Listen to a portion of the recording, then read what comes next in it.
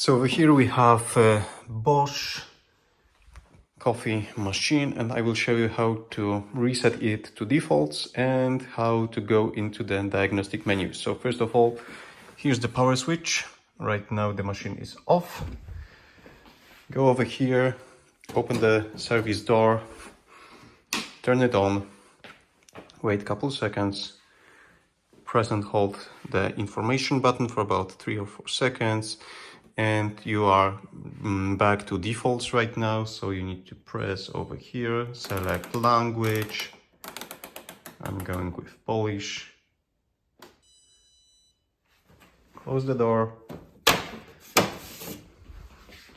and you are good to go. Machine is reset to defaults. And right now let me show the diagnostic menu. To do this, once again we need to turn off the power,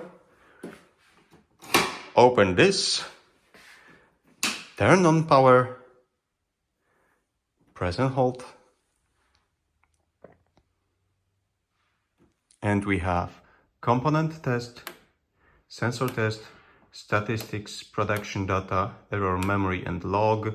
So let's go to component test, select with arrow down, browse with the control wheel, perform test with this,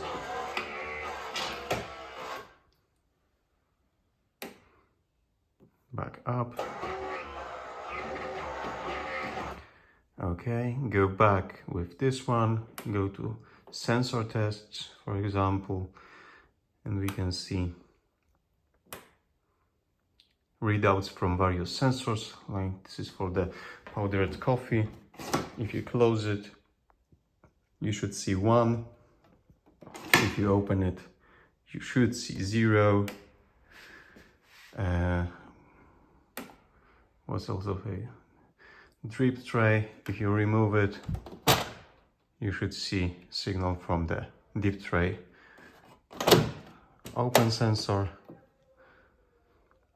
and when you are done, turn it off, turn it back on,